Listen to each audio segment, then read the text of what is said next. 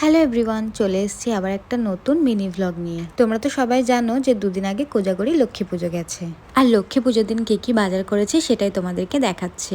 আর এটা হচ্ছে লক্ষ্মী পুজোর আগের দিন সন্ধ্যাবেলা। আমরা পুজোর আগের দিন সন্ধ্যাবেলাতেই পুজোর সমস্ত কিছু বাজার সেরে ফেলেছিলাম, কারণ পুজোর দিন তো ঘরে সমস্ত কিছু গোছাতে সময় চলে যায়, তাই পুজোর আগের দিনেই আমরা বাজার করে নিয়েছিলাম। এই সুন্দর ছোট লক্ষ্মী প্রতিমাটা আমাদের ভীষণ পছন্দ হয়েছিল, কিন্তু ওটা অনেকটাই ছোট ছিল বলে আমরা আর নিইনি। 2-3টে দোকান ভালো করে ঘুরে আমরা একটা দোকান থেকে আমাদের পছন্দ মতো একটা লক্ষ্মী প্রতিমা নিয়েছিলাম।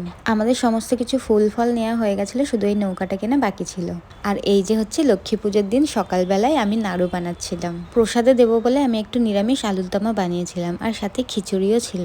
আমি আরও অনেক কিছু রান্না করেছিলাম, সেটা তোমাদেরকে একে একে সবটা দেখাবো। এই যে আমার নাড়ু পাকানো হয়ে গেছে সুন্দরভাবে, অনেক কটা রান্নাই হয়ে গেছে। এখানে আমি একটু ছোলার ডাল বানাচ্ছিলাম আর সাথে সুজি।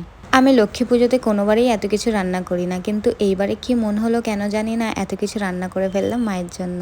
এই যে আবার একটু পায়েসও করেছিলাম। আর লক্ষ্মী পুজোর দিন আলপনা না দিলে পুরো পুজোটাই অসম্পূর্ণ থেকে যায়। আমি সেরকম ভালো আলপনা দিতে পারি না, কিন্তু যেরকম পেরেছি নিজের মনের মতো করে দিয়েছি। পুজোর জন্য আমার সবকিছু গোছানো হয়ে গেছে, শুধু এই ফলগুলো কেটে নিলেই পুজোতে বসবো। সবকিছু তো তোমাদেরকে দেখালাম, এবারে দেখাই আমার মা লক্ষ্মীকে।